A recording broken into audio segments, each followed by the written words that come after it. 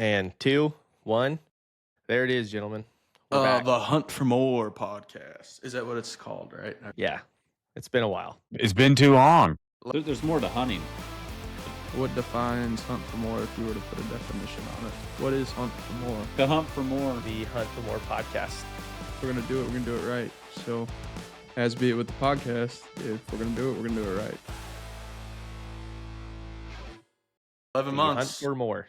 We're back. First episode in 11 months, partly because Air Force engagements and things and life and waiting on houses to be available and studios and all the excuses in the world of why we didn't podcast for the last 11 months. But here we are. We're back. Teddy, And you how got are the studio. you? It's good to see you. It's great to see you guys. Obviously, I've missed seen this. you multiple times in 11 months, but yeah, dude, we have a whole lot to catch up on. I mean, literally 11 months of it. But the biggest foul on our part is that all of that 11 months was hunting season. That was like smack dab in the middle of it. So yeah. obviously, I think these are going to be a little bit more difficult to do during hunting season because we all have a crazy schedule and you guys are guiding like crazy, and I'm going to be out there as much as I can. But I will say I'd like to publicly put out a goal that in the 2026 hunting season, we like keep this going and like really lean into this. 100%. It'd be great. Well, that's why I like the power of the MacBook here. Like, it's always with us. We got the Starlink. We don't necessarily even need the mics sometimes. We can talk right into the computer with earbuds if we really had to do it from a tent. We could do it from a tent. I think we could wall tent pod. Would it sound Kinda great cool. and perfect? I don't know. We'll sort that out and figure that out. But I think we could do more like that. We're definitely going to have a run back with old Fester this year, and we're going to have to do a podcast with Yeah, the we man are. himself. Dude. We need to do That'd a be pod with super the cool. man. Yeah, some cigars and a good pod. That is But, the cool thing yeah, when we've we do been- an outdoor Huh? is if we do an outdoor or a tent pod, stogies are open. They are. We can I always don't carry think- these mics with us. Or what if we got a headset that had the boom thingy? Like a gaming headset. That or, you know, mean, a it's David possible. Clark, so we're not losers. Didn't you get an extra microphone? Or did I dream Me? that? Did we pause that? I thought I we didn't bought get an extra one. I need to buy an extra one. Yeah. It Because would I'd be like easy to get do. Mario in here with me. That'd be good. Papi Chulo. He needs a look. Yeah. Jimbo needs some reps as well. He doesn't Yeah. like when I call him that. Sorry. It's my bad. Hey, bud. I've hosted him at my home now. I feel like I can call him Jimbo, you know? I agree. He's probably the only other person besides Jared that listens to this. Yeah, all 4 of our listeners. Yeah. Welcome back. You can count them on one hand. Well, you know, we had good momentum. Sometimes you lose it, you know, you gotta work her back up. Yeah. It's all right. We're going to get it back. We're going to lean in heavy this year and lots of things to talk about. I think on next week's episode, I think we should really lean in and do a good just Recap of the 11 months. recap of the last hunting season because you guys, like Blackhorn, had some really big things. I got to be a part of some of them. Some of them I did not because I was deployed, but there was a couple really big hunts that you guys got to do that absolutely need to be talked about and potentially need to be watched, but more on that later. But before we got started here, we were talking about a couple of things, and there's some big updates, some big changes happening in New Mexico. And I think that's kind of where today's episode is going to go. Yes, sir. So with that, dude, like we were talking about, all 4 of our listeners know I'm an Oklahoma native. I'm not a Western baby like you guys are. So we'll just do this super candidly here. I've been out of the loop for a little bit. Update me on that. And more importantly, what are they and like what are your thoughts on them? And is it better or is it worse? Right. So, you know how every single one of life's grandest issues are solved on Facebook.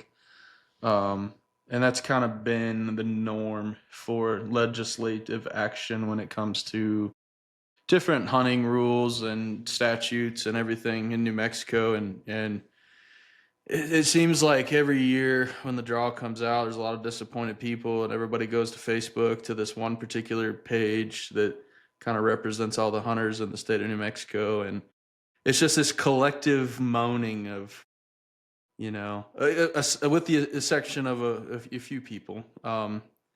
It just everybody throws their thoughts out there, but then you go to game commission meetings and there's 2 people there. No one shows up. No one. So and it's like every state has its issues. Every state has things that impact each individual resident hunter or non-resident hunter, but it's just tiresome to see it just always tossed around on Facebook. So, Cole here hopped Well, it's on really the. easy to be a keyboard warrior. Yeah, you know, sure. Yeah, sure. but It is. if you For got to sure. show up in person and then make your I- opinion known publicly, Again, this is going to sound terrible. It's real easy to be a keyboard warrior until you're in the state of New Mexico and you realize that reading comprehension is lost on the vast majority of people that are keyboarding warriors, and it's just like, God, I can't read these comments anymore, man. Like, none of you make any sense. Like, and Well, it's on both sides of the argument, and it's tough, man. It's just like, where are all the logical, situational processing people? I don't know. But instead of moaning on Facebook, we've decided to be more active in the legislative side and the involvement at the state level with organizations, whether we agree with them or not. There's a lot of organizations that are working across aisles to get certain things done, and that's kind of we've made the decision to kind of work that route and work with some of these individuals. And So Cole had the pleasure of to getting on the clarify here, news. What's up? by we you mean the state of New Mexico, correct? We, as in Blackhorn Guide Service, has had the opportunity to work and discuss and talk with agencies like the New Mexico Wildlife Federation, New Mexico Council of Guides and Outfitters. I had an hour-long conversation with Carrie over there today. We don't see eye to eye on everything, but we agree on a lot more things than we probably thought we did. Just like we do with New Mexico Wildlife Federation. They rub a lot of people the wrong way just because of certain political leanings and thought processes. But when you have an adult conversation and you can be, non-biased to your own opinion and actually listen and hear and understand, you can actually come to the conclusion that a lot of us want the same things or very similar, definitions of the same things, right? And I think that's Cole and I were just like, man, screw this. Let's just work and talk and put our. We hurt a lot of feelings. We upset a lot of people, but at least people know where we stand now. And I'll let Cole talk about his experience on the New Mexico news. Yes. A KOB4 reached out to me and they had me I had like a 15-minute interview with the news reporter. We just kind of like talked back and forth about like the whole process of New Mexico and the draw. And then like when the news actually came out, there was like snippets where it's probably like a minute and a half, but a lot of it, like the key takeaway was me saying like the New Mexico outfitter pool is a welfare system. Not everybody loved that, especially like outfitters. And like I got a bunch of phone calls and like hate mail, coming back from that. And it's been like Pretty shared big spear around. there. Well, yeah, well, and especially coming from like an actual outfitter too. Like it kind of came out of left field. Not everybody was expecting it, I don't think. And that goes but back to my point, to Cole's point. Not everybody was expecting it. Is everybody expects the status quo, right? Everybody hops on the Facebook on the same page. They all go back and forth and argue each other of, no, you're an idiot. You don't know how to put in for the draw. The other side's, no, there's not enough tags for residents. Residents are getting screwed. And it's just this back and forth of, well, you don't know what you're doing.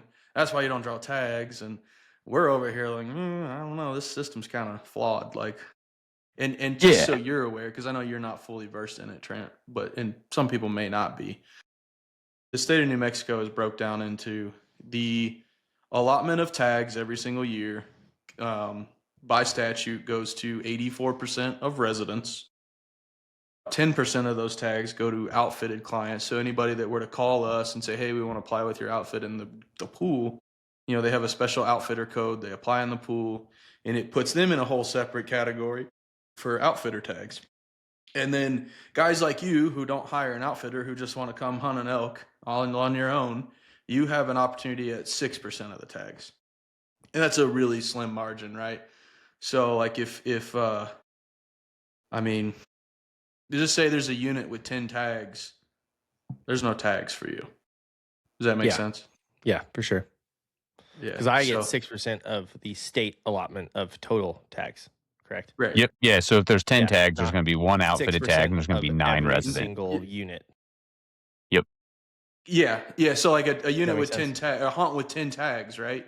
9 of Mhm. those are going to go to the residents, and one of those is going to go to the special outfitter pool. And old Trent, who wants to hunt DIY as a non-resident, there's not even a tag for you, so you can't even put in for that unit. So it really knocks you out of competition for tags as a non-resident, and that's kind of always been the argument, is just like, hey, New Mexico is catering to the outfitting industry, through the 10% set aside, and I'm not so upset that it's catering to the outfitting industry. I'm irritated that it's not done appropriately and no one's held accountable for the abuse of that system, right? So where Cole and I stand, we're kind of both like, I'd just rather get rid of it, right? I'd rather go, for me personally, Cole might feel different. There's some organizations out there that want a 90-10 split, right? They want 90% of the tags to residents and 10% to non-residents, whether you're guided or not. All you get's 10%. And I'm kind of like, okay, well, I'd be okay with an 84-16 or an 85, toss an extra percent to the residents, which I'm all for. I'm a resident, right? So just say we did an 85-15, right? And 85% of the tags went to residents and 15% went to all non-residents, whether you're guided or not. I think that's a fair system. I think that's a system where you can hold people accountable, because right now I think we've got a mess. I think the outfitter pool in New Mexico is a mess. Do I absolutely. wish? Go ahead, Cole. I was going to say, like, there's just a lot more like issues with it rather than just like the tag allocation part. It's like the 2-day thing of like outfitters that are like selling guided hunts for like 2-day options, pretty much for better draw odds for like $1,200. Break that down a little bit more for people that don't, because Trent may not Yeah, understand that like we I do. don't understand that. So I'm it pretty in New savvy on Mexico, everything we've said so far, like percentage wise and so on and so forth, and very aware. Like as a non-resident, like I get nothing but red, with the exception of like I'm gonna go with in an outfitter pool, right? Like yeah, really no, familiar well, and with, that's kind of what was like it, the April problem. 18th being a really sad day in my life. And you've but- never used the outfitter pool, right? You've only No. applied DIY, right? Yep, that's correct. Even Fester did just DIY last year too, right? Yeah, as a resident, and never I was a New Mexico resident, I did draw a mule deer tag, but I went to Korea before I was even able to hunt, so I had to transfer it to another veteran that ended up going on that hunt and having a good time. But that being said, kind of before Cole, my question that I kind of wanted you to ask too is like, what is it about the outfitter pool that makes it such a mess? And then can you kind of explain the 2-day option? Because that part I'm not aware of. Yeah, well, like I think that the 2-day option is kind of like the part that really makes it a mess. Applying the outfitter pool, like you can do either like a full hunt term, like for a 5-day or whatever, but then there's a 2-day option. So like a lot of outfitters, or more so a lot of clients want to do 2-day stuff just to have better draw odds. So like most people that just have like a little bit of money, they're like, hey, I'll pay you $1,200, like so I can get in the outfitter pool, have better draw odds, but like you're just gonna hunt with me for 2 days. I'm gonna pop in real quick, Trent. The 2-day is the state legal mandated minimum. So like if you contract an outfitter, you can't go any less than 2 days. Like they have to be with you for at minimum 2 days, right? Okay. So you can't say, hey, I'm gonna hire this outfitter and draw a tag. Just show up to camp, show me around, and then you can be on your way, and I'm just gonna hunt myself. So that's when we keep talking about the 2-day thing. The 2 days, the state, like that's the legal minimum that a guide has to be with you. Sorry, Yeah, Cole, and go so ahead. yeah, as a non-resident, I just pay you a fee, get into the outfitter pool, you show up for 2 days and show me around. Legally, all I have to do is be there 2 days. Yep. Yeah. So I can And stay the there other for the entire hunt term, but you guys Yes. don't have to be. Okay. Yes. Yeah. Yeah. And the other issue is there's a lot of like outfitters out there that like don't even show up for 2 days. Like they just pay them $1,200 and like they're out on their own, which is like totally illegal, and like they said don't get caught. So but like that's the big problem, is like where you see like these organizations where they're like, cutting people really short deals where it's like $500, like you guys, some random guy that's an out of state guy will get a guide's license, guide these dudes like for their organization, and it's like, just kind of like a thank you. But they're drawing outfitted tags, and like they're really not going on outfitted hunts. And then like a lot of other people, like it's like a buddy system. It's like, oh yeah, you're my friend from, Iowa or like, wherever. And like you're going to apply in the outfitter pool and like not pay them any money. And you're going to draw a guided tag, but not actually go on a guided hunt. So it's just kind of, it's almost like a friend system rather than it being solely used for what it is. And like a lot of the really good outfitters, like they see the problem with this and they're like, this is kind of chicken shit. Like, there should be a 5-day minimum, or like for antelope, it's a 3-day hunt, but like make it a 3-day minimum or whatever you need to accommodate like certain hunt codes. But like, I think a lot of us are just frustrated because it's like, that's what's making it so much harder to draw these tags. But like, even if they change these minimums, like I think there's so many of these outfitters that'll still just sign a contract where it's like, oh, it's a free 5-day hunt. I'm going to send my buddy with them for 5 days. Like, Right. I think like the issue isn't so much the 2-day thing. Like, I think it's actually some of the outfitters that abuse it, and they're going to abuse it no matter what the minimum day is. Like, and that's just my opinion, but like, I stand pretty firm, like knowing some of these guys, like they're still going to do it. So Yeah, and it's I just kind think of an issue. yeah, it's frustrating because you're talking to people and like, well, how do you know this? And I'm like, well, because I'm well aware of people that are doing this. So like, well, why don't you turn them in? I'm like, well, it's not contradictory to the current structure of the law. Yeah. Now the thing that is illegal is not showing up, like two people just Mhm. getting a hunt and going, and there's no guide there at all. That is completely illegal. And we had a buddy that was caught in that situation where he drew a tag in the outfitter, pulled through an outfitter, and the outfitter basically was just like, "No, man, just go, you're fine." And he was like, "Dude, this doesn't like what do you mean this is illegal?" And I'm like, "Nah, bro, like don't do that." So he ended up transferring his contract to us. But yeah, man, like there's a lot of outfitters that are just abusing it, and it's just like, "Hey, Trent, my buddy from Oklahoma, he wants to draw a tag. I'm gonna go ahead and put him and use my outfitter number. And oh, dude, you're good. No one's gonna catch you. No one will. You're not gonna see a game warden. You're Well, good to go dude, by yourself." first thing that comes to my mind is like, as a non-resident dude, I'm relying on the outfitter to make sure I'm aware of all these things. So if I were to call Billy Bob's outfitting service and they're like, "Yeah, dude, we'll throw you an outfitter pool. You're going to pay us a fee and then you're good to go." Yeah, and you're trusting On them. this, yeah, Yeah, on this 5-day hunt and this unit, like start here and this is where you should go. But like, that's all I got for you. I'd be like, "Sweet. Thank you for your service. I appreciate you." yeah, you wouldn't know any And then better. a game warden would show up and I'd be like, "I have no idea what you're talking about. You're like, What I do you should mean?" have read into the rules and regs a little bit deeper. And that's what the Billy game Bob. of fish is going to tell you. They're going to look you right in the face and say, "This is on you as the tag holder and the hunter. Yeah, You should have." 100%. But you would think, like, in a world where, like, I feel like I'd normally give people the benefit of the doubt that they wouldn't openly lead me down a path that is doing something that is literally illegal, right? Mm-hmm. For sure. You know? Well, and I think it Exactly. just goes to show that like sometimes like people will do anything for money. Like when you bring money into it, like people are kind of selfish and they don't really care about you. They kind of care about like, their bank account and I mean, really surviving. Like some of these outfitters, I think that like are doing the 2-day thing. Like it sounds harsh, but like I think they're hurting for clients. So like they're pretty much trying to pump as many people into the draw they can, or they're just really trying to help out their friends. It's like one or the other. Yeah. So it's like any desperate people kind of do desperate things, and they just kind of. I think it's just a big abuse of power, and it's like my daughter this year. Like I could have thrown her in the outfitter pool to draw a deer tag, but I didn't, and she didn't draw one. But like very easily, I could have just signed a contract and been like, yeah, I'm going to guide her if she draws this tag, and it would have been all 100% legal. Like there would have been zero issues if we got stopped by Game and Fish. It wouldn't even be an issue. But like morally, it's just wrong. Like she's taking a tag from another youth that would have actually wanted to go guided in the unit, and it just doesn't sit well with me. Yeah. I don't know. It just And sometimes it just pays off to kind of just do the right thing. I feel like. yeah, I mean, I would argue most of the time it does.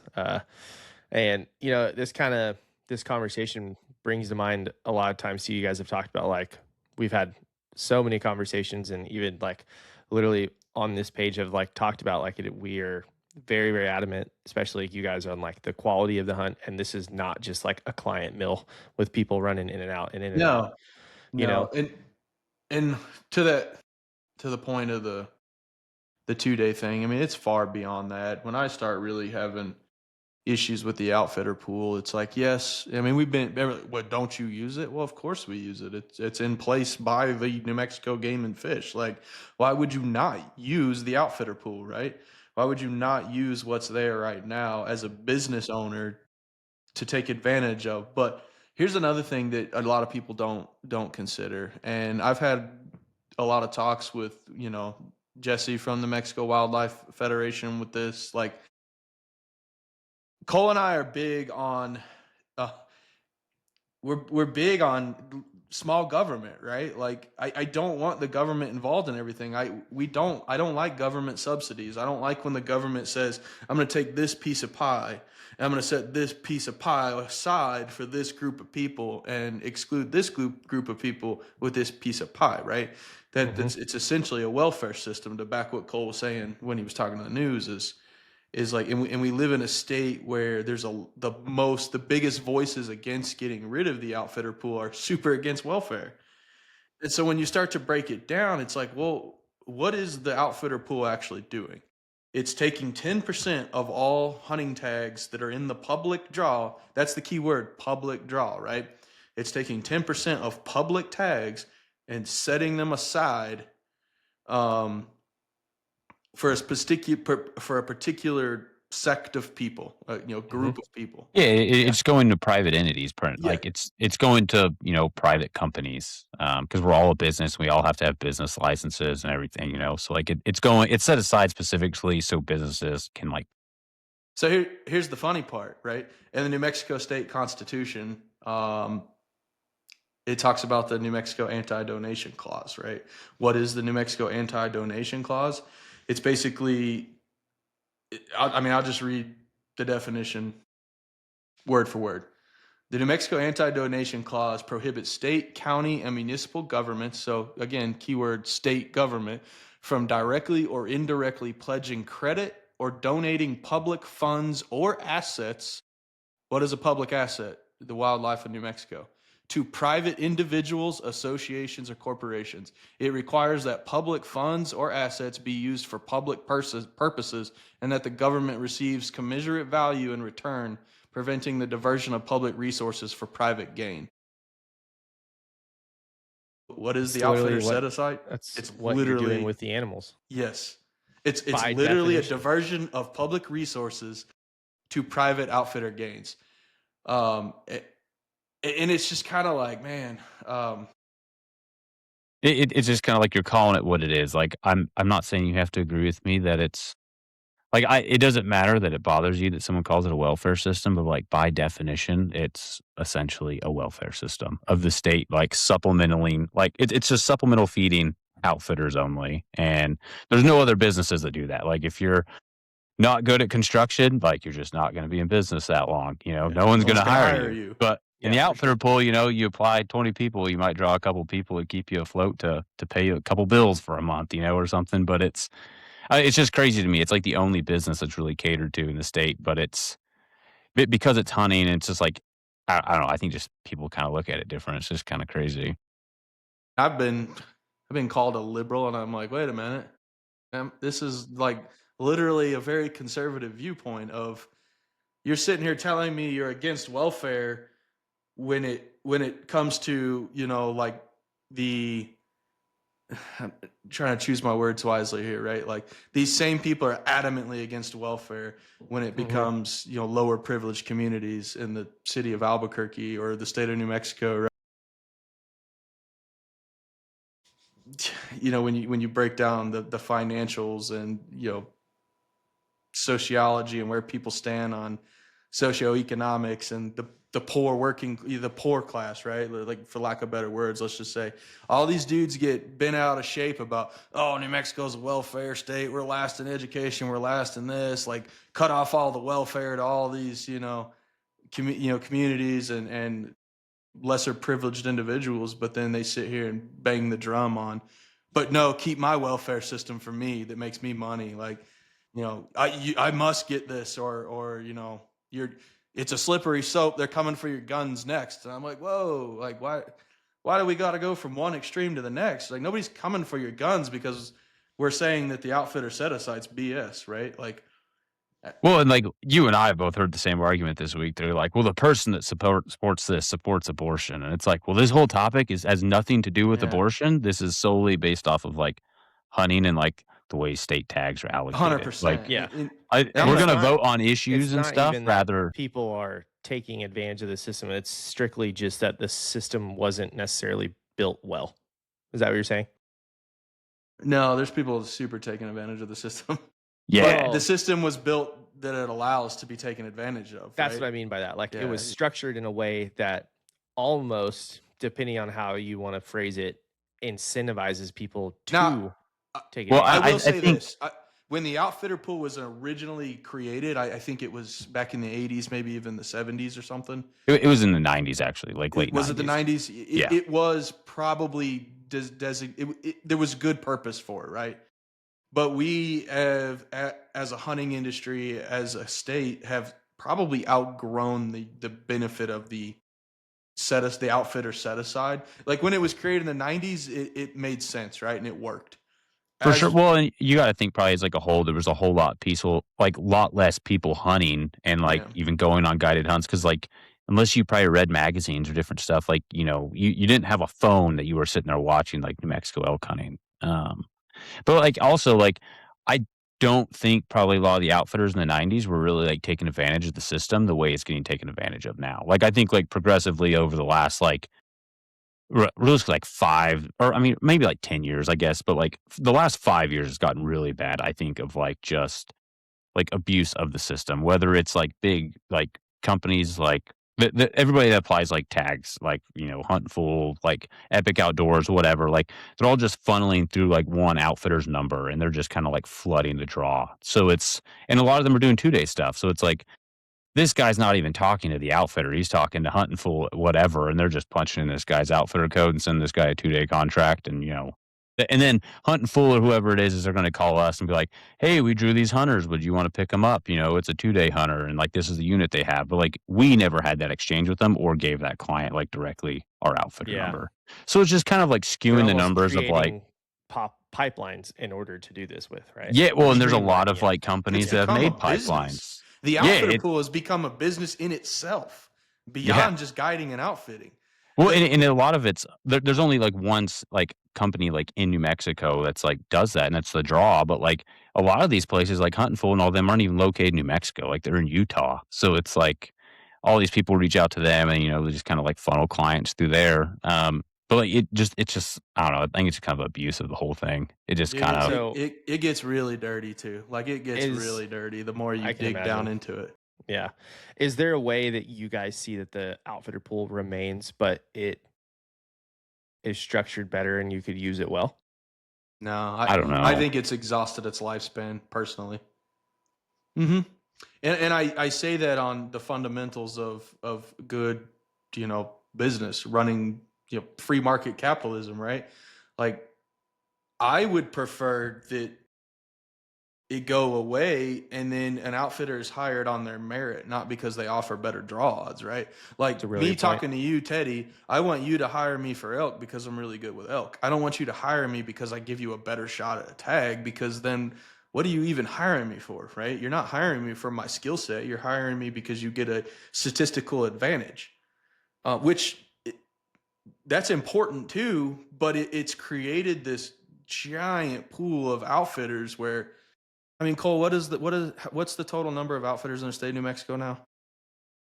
It's gotta be, like, in the 300s. It's kind of, like, ridiculous. Like, I sat in, the day before draw odds came out, I sat in, like, a 3-hour Forest Service meeting, and there was at least 130 people, like, in the meeting that were outfitters that were permitted just to operate in the Gila, and the whole, like part of the whole meeting was like, "Hey, you guys have kinda ran out of service hours, and we're no longer giving out, like, special use permits because there's, like, too many outfitters using too many service hours throughout the year." So, like, they capped it, I think it's, like they cap it by days, not by hours. So it's like 6,000 something days is what they're capping it at, but they're like, like there's a potential you could run out of them essentially, but they're Yeah. not issuing any more permits to more outfitters because there's too many outfitters applying and there's too many service days getting used. So it's like at some point I think we have to realize there's too many outfitters and There's too like many outfitters.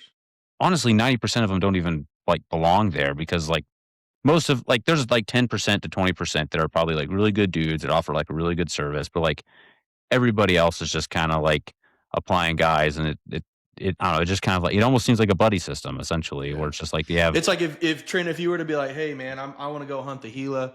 I want to hire a guide. I know you don't do a ton in there. Who would you recommend? Like, bro, I would recommend like 4 people: the Chapels, Lane Keller, DeLeo. Like, Yeah, Who like else? there's a core group of people that like live in reserve where you're like, oh yeah, first comes to mind Hire like, those dudes all day yeah, long.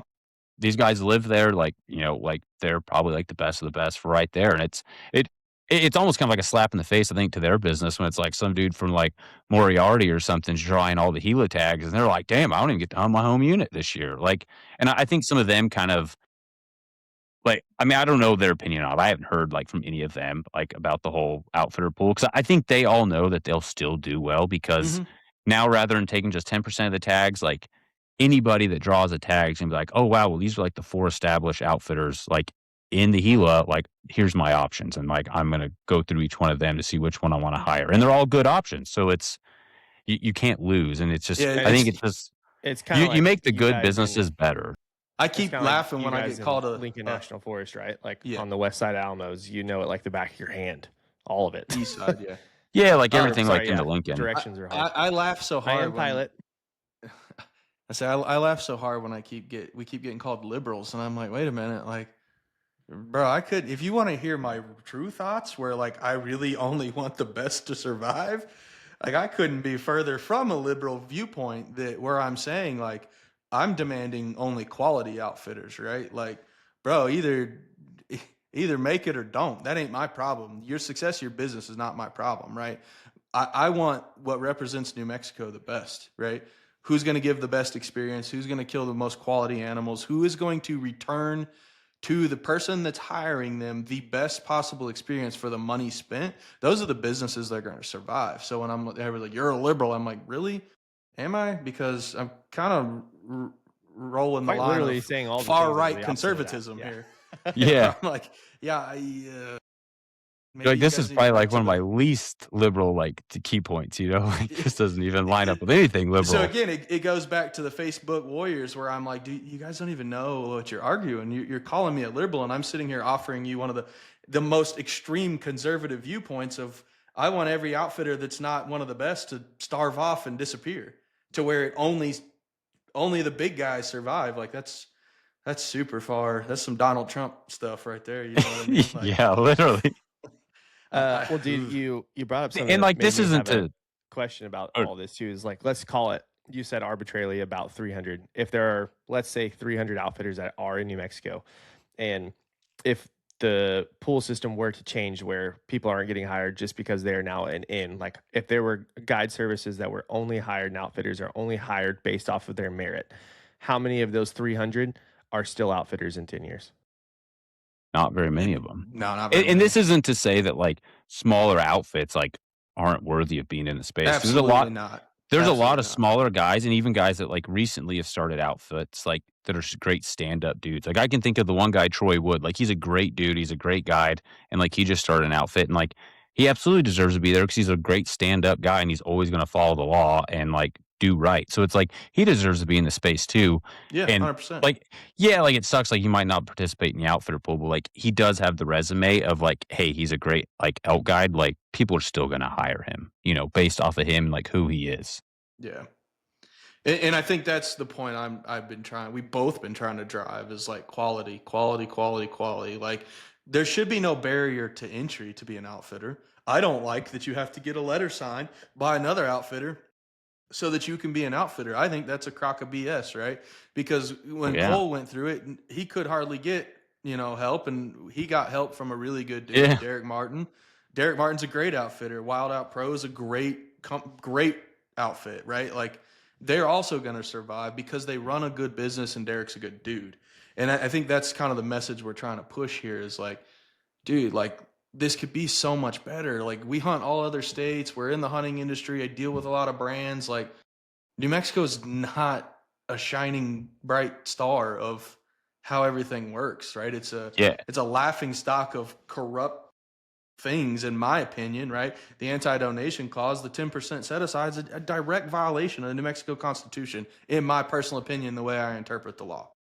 Well, like, you just kinda look at New Mexico as a whole, like, we hunt other states, and, like, we talk to a lot of people that, like, either live there or, like, they hunt them all too, And it's like New Mexico is the only place where you can apply in the outfitter pool, but you could also buy like a ton of landowner tags. Like it's the only place where you can really be like, I'm guaranteed I'm gonna hunt New Mexico one way or the other, whether it's through the outfitter pool, the non-resident draw, or I'm just going to like buy a landowner tag. And Yeah, then I mean, that spurs a whole nother rabbit trail of, the what is fair chase? What is, what is the North American model of wildlife conservation?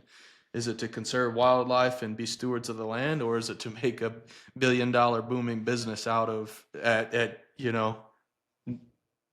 all costs? It doesn't really matter what happens to the animal as long as my brand's selling X amount of things every year. Which, to clarify, I have no problem with hunting brands and free market capitalism, bro. Like, it don't bother me. I'm just asking for a better system, and people are like, oh, well, you haven't proposed any solutions. Well, yeah, I absolutely did. I said 85-15 or an 84-16. Get rid of the outfitter pool. Residents still get the same amount of tags, but now you put that 15 or say 16%.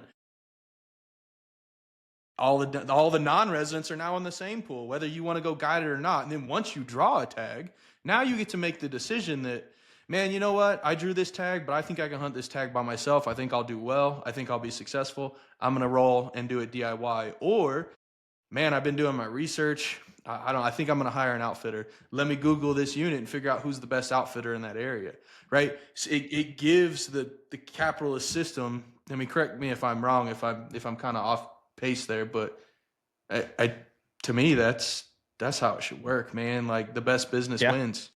It's just 100%. like free business of where it's you literally have the choice of choosing anyone. And even like we talked with Jesse like briefly of like, let's say somebody wants to apply in the outfitter pool with us and they want to hunt maybe like the Gila or anything. So like we apply them for them. Well, like a third choice, like, well, I really want to hunt Unit 45 in the Pecos Wilderness. It's like, well, we're not really specialized in that. But like, let's say they draw their third choice because they're dead set on doing that. We're not the best outfitter to hunt the Pecos Wilderness for elk or for deer. Like we'd love to go up there for sheep, but like I like personally, like we don't really have time to go to 45 to hunt elk, and we're hunting elk everywhere else, like clear across the state. So it's like you're almost better off like if you draw this tag in the normal non-resident pool, and you have the choice of, oh, well, I drew my third choice. I'm going to hire the outfitter that's best in this unit, Yeah. rather than You could because have all three of your elk choices where I'm going with this outfitter for choice one, I'm going with this outfitter for choice two, and I'm going with this outfitter if I draw choice three. But right now in the current construct, you can't do that, right? So when someone applies for the outfitter pool, all of their choices fall under this outfitter number, and they're stuck to us regardless of what they draw.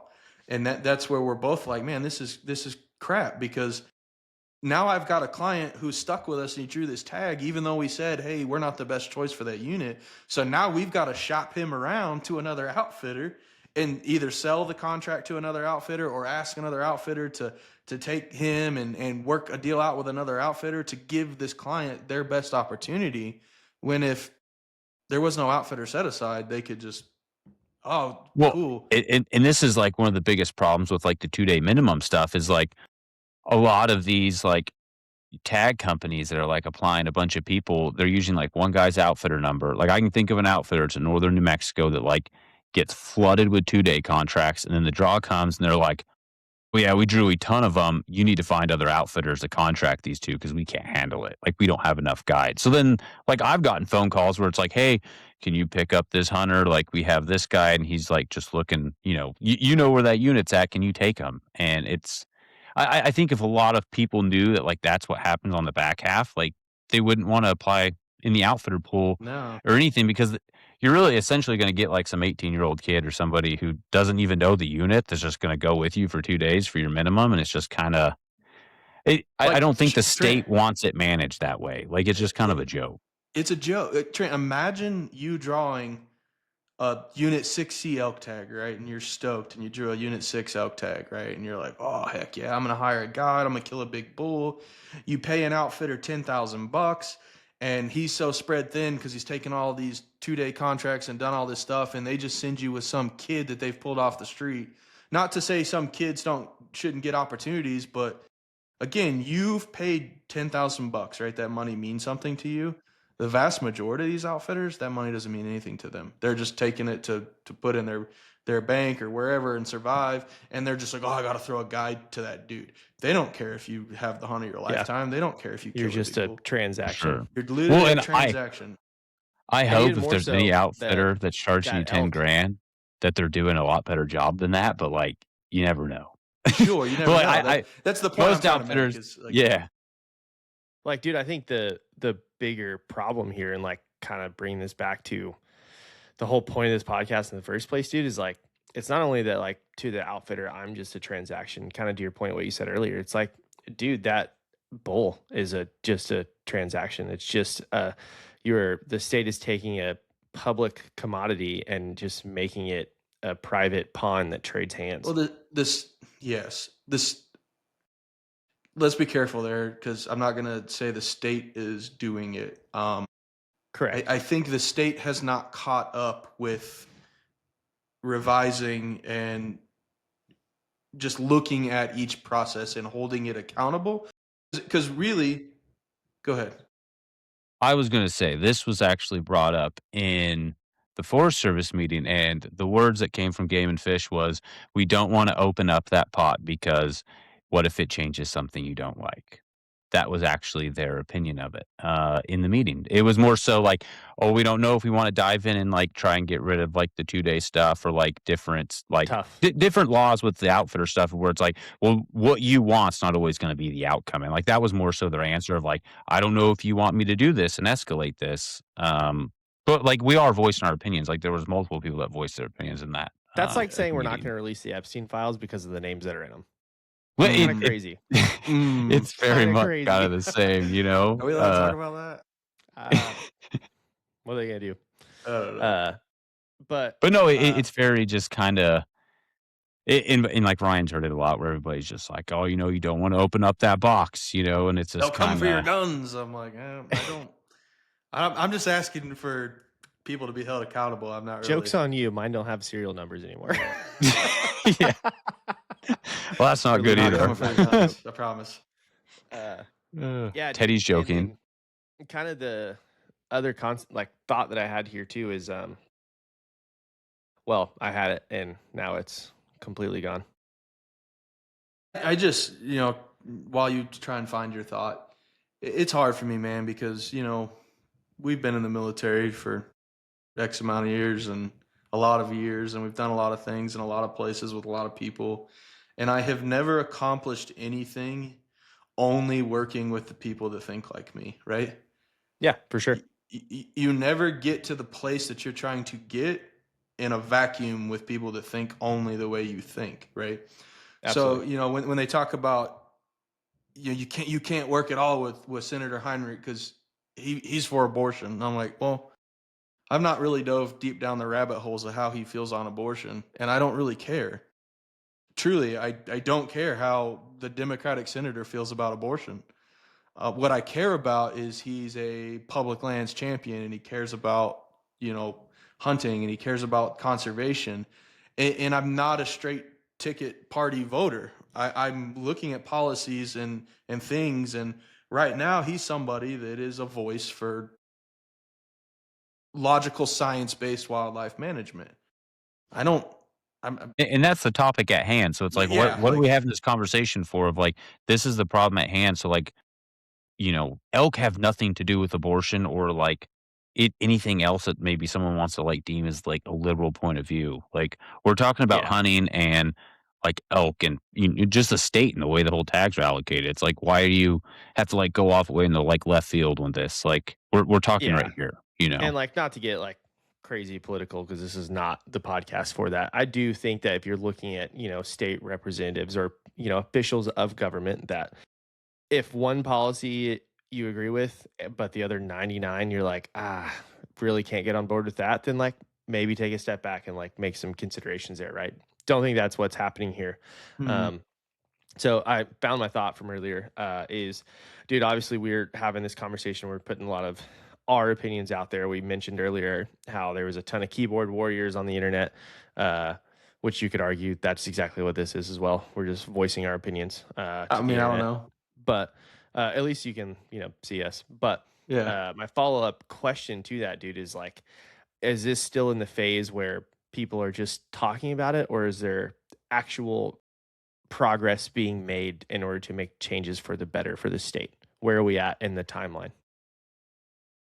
I think we're more so it's kinda like in the talking phase, but, like, this has been kind of an issue that's, like I mean, it's been going on for years, Years, honestly. man. Yeah, Like, Yeah. years. not so So then much, why like, now? directly Why is the it gotten I so wouldn't hot say it's like recently? I don't I noticed a big shift. Personally, I noticed a big shift this last year. Not so much along the draw results, but even throughout hunting season. I watched more residents on these Facebook pages growing more and more displeased with outfitter pools, private tags. I've watched a larger voice of residents start to kind of bubble up of like, oh wow, like there's enough people that are vocal enough now that we could actually change things. Because 2 years ago, nobody would hardly talk about this, right? You know, somebody would get on there and be like, "Oh man, like I hate how many private tags or this or that," and they would just get slammed and drugged by outfitters. And it seemed like the general populace, the vast majority of people, were on the side of the outfitters. Is what it seemed like to me. Is like you would scroll down the Facebooks and it's like, golly, man, like people just they don't. I guess they don't it's either care. outfitters or, like, friends of guides or whatever. A Yeah, lot of people I mean, some I of would it's always even call them people guide groupies, and yeah, I it's mean, like, just it's some of it's people that you're like, you don't I even kind of guide feel and, like attacked by that. well, like, you yeah, I mean, I guess you're kinda guilty by Yeah, association, but it's tough. I like, no, feel it's like like I some personally guys identify as a guy groupie for Blackhorn Guide Service, but it's all right. but a lot of it's like guys are like pretty uneducated, like on the topic, but they're like throwing all this stuff out there, and you're like, well, that's not even like really what's going on. But like they're flooding Facebook and they're like shitting on one person that had an opinion, and it's yeah. but like And yeah, it's like one of those progressively things, it's like when you walk into a room. I told Cole this earlier, and I want to be careful how I say it on the podcast, right? Because How it's would like you when say it? you did legit math, right, and you know your stuff, and you know that you're the most educated person on that particular topic, and you walk into a room of 20 people that aren't versed on that topic. However, they're looking at you like you're the moron because they all feel the same way, and your singular opinion is completely contrary. Besides the fact that it's factually and mathematically correct, you're the outlier, and everyone's calling you the moron, and you're like, what circus did I just walk into? Because that's a lot of how those conversations went. So like I would avoid a lot of those conversations because it was like, well, I'm not going to engage with this because I'm not trying to sit here and say that all of my fellow statesmen are idiots and that I'm so much smarter. It's just nobody educates themselves on the depths of things like some of us do. You know how I am. You know how deep down I Mhm. get on. I don't talk about a topic unless I can sit here and act like I not act, but show you that I know everything about it that I'm talking about, right? But the vast majority of the public aren't like that, right? They're just throwing out comments they've well seen and on this post or yeah, like it just turns into like name calling and like nobody's willing just to even admit like, hey, there is a problem at hand. It's just like, oh no, everything's fine. Why would we change anything? why And it's would like, they're going to no, take your like gun? Like, yeah, and no. it's like, no, like there's actually a problem here. Like there is like some corruption that's like getting abused, like it's And I don't know. now with the world being, essentially as public as it really is, and Yeah. as the internet, the internet of things connects throughout society now, and from my phone I can contact whoever and then get put in one of these pipelines, and then pay somebody $500 to get one of these tags, and like, oh, suddenly I'm an outfitter pool that I really have no business being in, and like didn't really go through the proper channels in order to get into it, right? Right. Like we Right. like for example, we had like some good friends that drew through the outfitter pool. Oh gosh, this was like 4 years ago now, but uh they drew through one of these like tag companies where they apply everybody, and it was like 2 weeks from their hunt, and they were like, oh yeah, we're going hunting. Like they just told us to like go out there, and we're like, yeah, no, like you have an outfitter tag, like you have You to have to have have a somebody guy. with you for 2 days, and like you have a contract. And they're like, what do you mean a contract? I didn't sign a contract. And I'm Yeah, and like, so then they called this service, and the service is like, "Oh yeah, you got to find a guide," and they're like, Yeah, they're like they were the ones supposed to be liable of finding the guide, and it's like, what kind of circus is going on here? Like, Yeah. if So you they just apply, like collected their money, threw them in the pool, and then said, yeah, "Good well, and like riddance." I firmly believe, like if you're applying in the outfitter pool, like through my outfitter number, I want to have a direct conversation with you. Mm-hmm. Like I want to know what your expectations are, like what you're looking for in a hunt, and like I'm the first that's gonna be like, hey man, like maybe your expectations and what you really want out of a hunt like doesn't fit our business model. Like maybe you should go down the road to somebody else, you know. Like, and I'll recommend him to someone who like I think would do like a good job, or maybe if they want to hunt a different part of the state, like Yeah, so or it that particular hunt, that unit, those dates, whatever, right? For sure, yeah, and it's Yeah. just kinda like, I think it's just kinda chicken shit when someone can apply, like, with your outfitter number, but you can never like, you don't know who this guy's name is other than maybe, like, a piece of paper that, you know, this tag company emailed you of like, "Yep, so and so has a signed contract, like, here you are in case you get audited by Game and Fish." Like, Yeah. I don't know, it's just it rubs me wrong, and I just don't think I don't think when Game and Fish made the outfitter pool like this, none of this stuff was really going on, I think, when they made it, so, like, they didn't think this was gonna happen, and this was not how it was meant to be. Like, it was meant to, like, you know, help outfitters and, like, kinda put money, like, into these small communities like they wanted to, you know, It 20 something years ago. Yeah, E plus is a whole other topic, right? And Trent, I'm not even gonna get into the details and depths of what E plus is, but when E plus was originally created, it was a good system, right? It was, you know, hey, we've got ranchers that are outside of the core elk area, or we've got ranchers that their little piece of property might be the only water in some of these desert units. They might have the only water for, you know, who knows how far, 100 miles, right? So like back then they were rewarded like, okay, we'll give them an elk tag that they can sell for a unit wide because they're the only ones with water. And that might have made sense way back when that was created, right? Or hey, this rancher has, you know, 300 calves that are falling every spring on their ranch, but then the elk go back up the mountain. So in return for having a good place for elk to calve, and have a sustainable calf population, right now we're going to give that rancher a tag that they can now use in the public unit because those elk are only on their property in the spring, not during hunting. So like there's logic in all of it when it was originally created, but the legalities of it all and how that all works, man, it just gets so convoluted and it's become so abused now that it's just like, man, like this program doesn't serve the original intent. And Trent, you and I both know, you know, years in the Air Force, whenever a regulation or AFI or anything doesn't serve its intent anymore, you go back to the drawing board, right? You submit for a change, you rewrite. You're like, shoot, this happened to this particular aircraft. We have X amount of things that have changed. Let's go rewrite the book on this so it updates with what we've updated. And people are so change adverse that we can't get anywhere when everyone's just like, no, we're not going to change it because what if something changes that we all, you know, they all live in the what if, right? What if something changes we don't like? It's like, well, I mean, that's worth the risk. Yeah, I mean, but the bigger picture there is like, obviously, you're never going to make everybody happy. No. It's what is Sure. for the greater good of the general Public. populace Yes. and or the state. I, Right? Yeah, and I'm well, from and the realm of what follows the New Mexico State Constitution. This program, I well, do and not believe does. yeah, and like the other tough part, I think, like, and I might be one of the only people that share this opinion because I've talked to a handful of people about it, but like a lot of these units, there's like, you know, 200 unit wide tags, like, at least in the Lincoln. Like maybe the Gila's a lot less. Like I know for sure 16A and D, like there's not 200 unit wide bull tags. But like in the Lincoln, if you're hunting like 34, 36, there's at least like 200 tags like thrown into the pool, whether it's bull tags or cow tags. Like there's at least 150 to 200 of them. But like most of these are being controlled by outfitters, and like as an outfitter, I'm going to like target like the upper age class of bulls. And when like everybody that's buying like these unit wide tags is going guided, like you're killing off like these older age classes of bulls. And like it's like the land's never replenishing like that age class as fast as you're taking it out. And like, then yeah. we got Teddy in there knocking out the bottom end. yeah, but like We every didn't year, factor that in.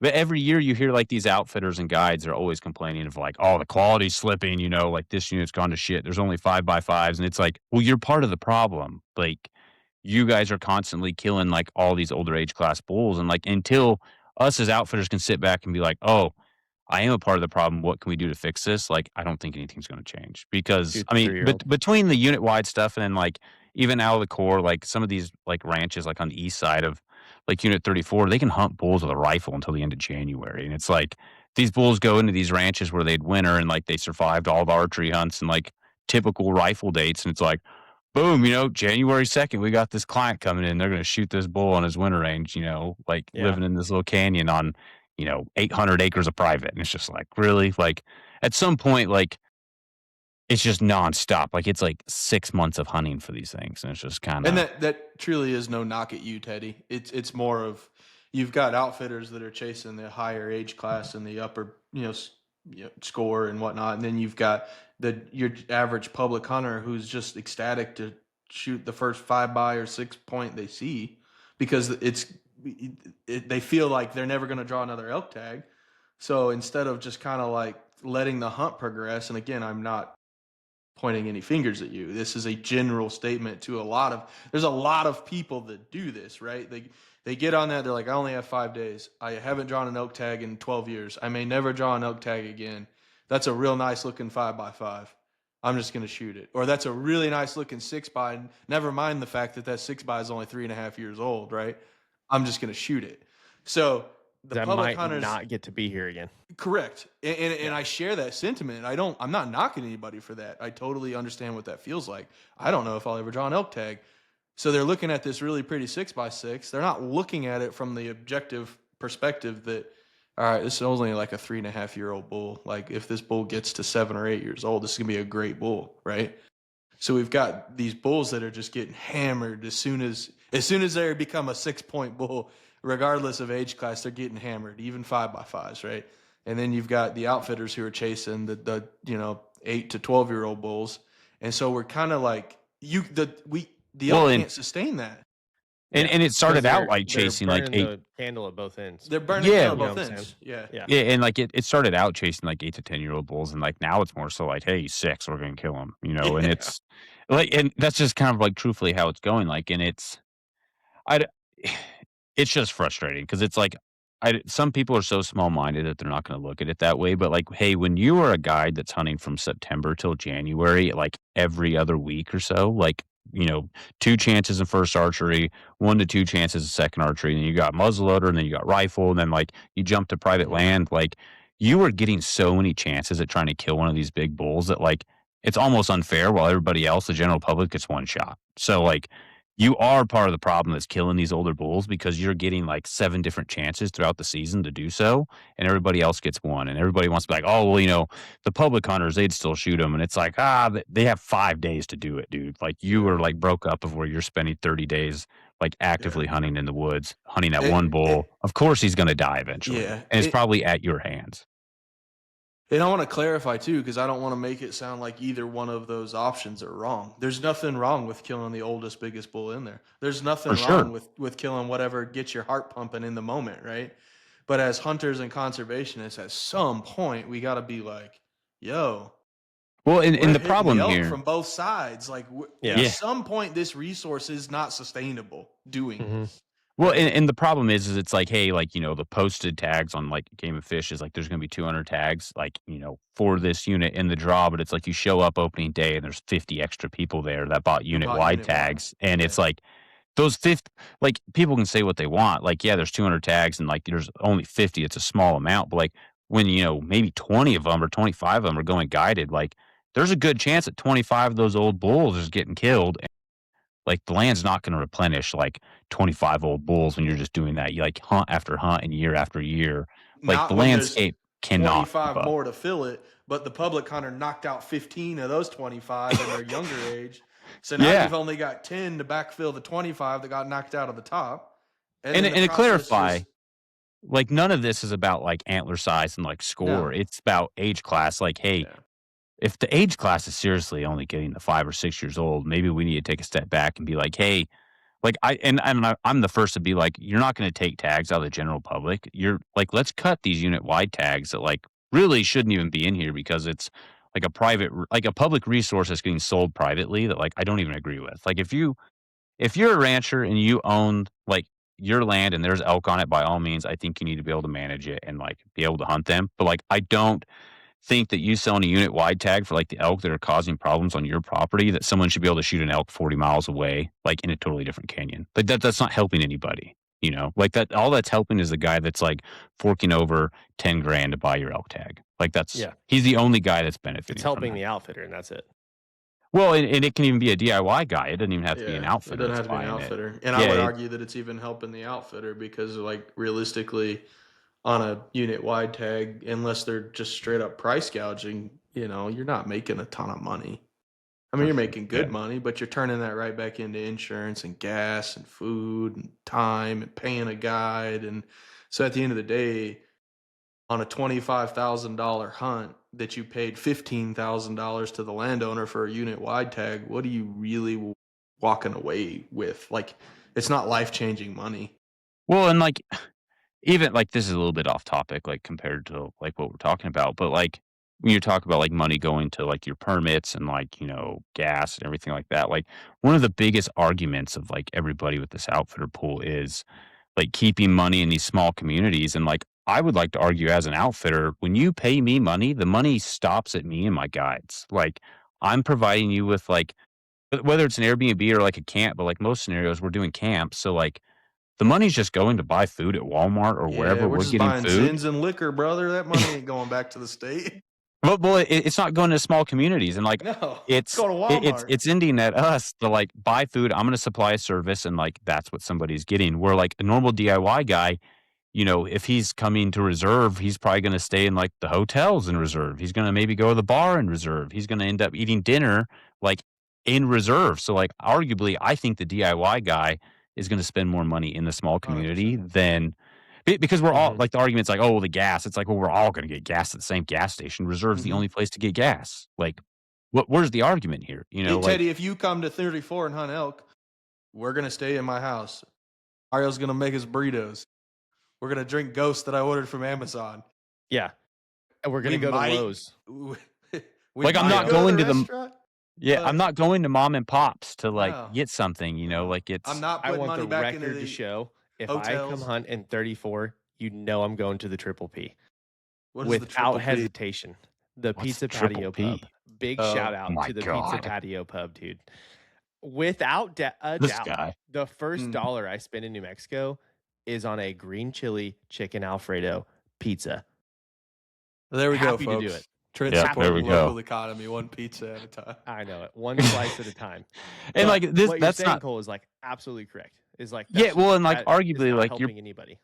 Yeah, and arguably, like the DIY guy's probably going to spend more on gas because he's going to be driving around trying to learn the area, so he's probably going Yeah. to burn more of a tank of gas He's gonna anyway. hit that you know? Allsup's like 4 times. And I'm not trying to like break someone's argument like down to a T, but it's just like, hey, like let's take a step back and like look at this logically of like I'm going to be as efficient as I can to be as profitable as I can because at the end of the day, it's a business. So like the DIY guy is naturally probably going to spend more money than I am, and I don't know why people have a hard time like looking at it that way or even admitting it. Yeah. It's Yeah, just the kind of DIY odd. guy's gonna hit Allsup's 4 or 5 times, eat a couple chimichangas, hit the roadside porta potty, and now the septic business is booming. Like Yeah. Well, they're and supporting the and economy.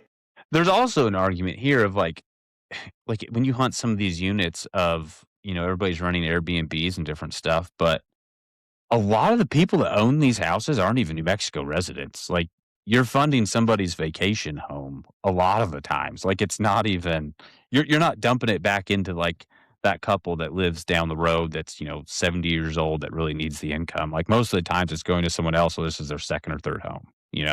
So it's I don't know. I just look at it from a different lens. And I don't think everybody always looks at it that way. Yeah, dude. I think too, like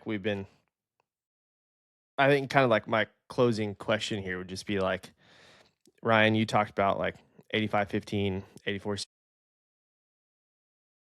Cole, like what's like Blackhorn's, cumulative solution here? Like, how do you think this gets better to kind of wrap up the conversation here? I don't think we should wrap up, man. We haven't done them. I don't think so either. I mean, we're literally There's a only whole going- lot.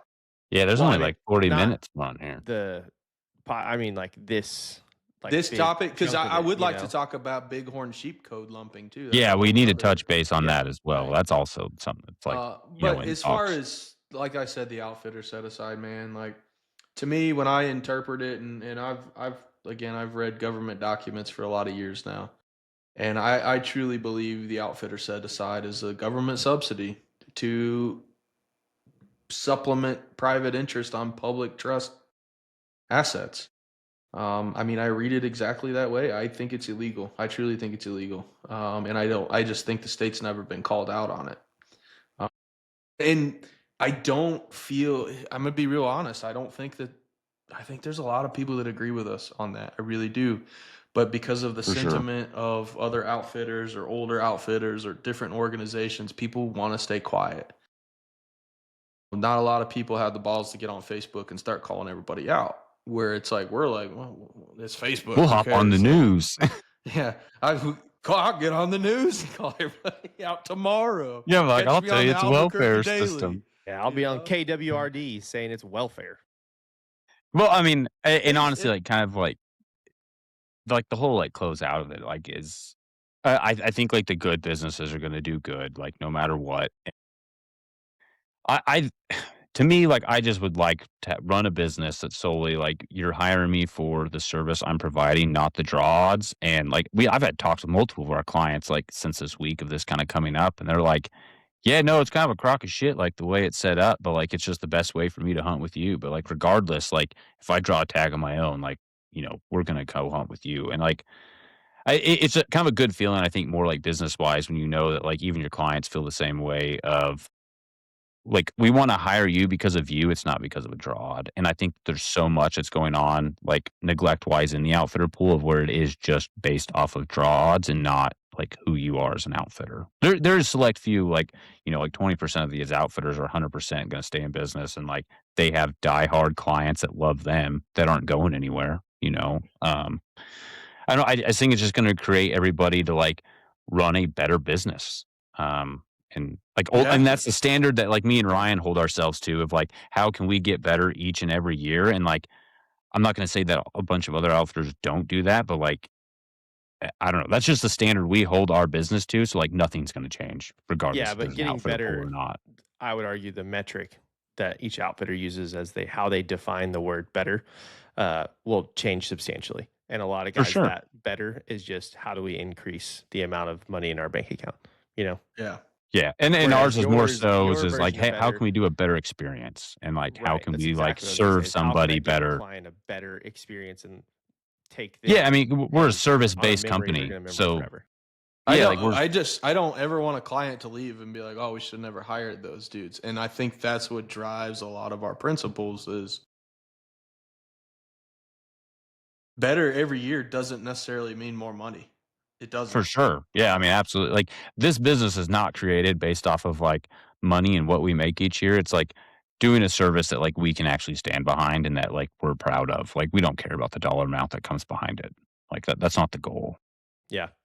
And like, especially after learning so much about this too, is like my big problem with it is, a lot of times people say like, dude, the businesses and the guys that like do things right, like they will like always prevail and they will like rise to the top of whatever it is of the competition, yada yada. You know what I'm trying to say, right? Right. Yeah. But you're almost in a system to where like there might even be cases where like that might not be true because of how easily the system is manipulated. Does that make sense?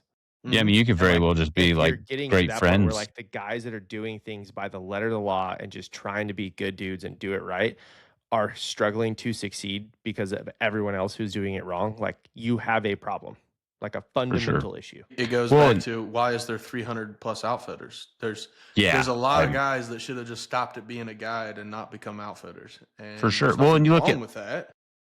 You look at other Western states and like all we're going to end up is just like them. And like, I don't think that's a bad thing. Like if you honestly look at a lot of Western states, like they have some pretty good management, like in terms of, like how they do outfitters and everything. Like there's not 300 outfitters in another Western state. I'm almost positive. Like it's very limited and kind of regulated. So I don't know.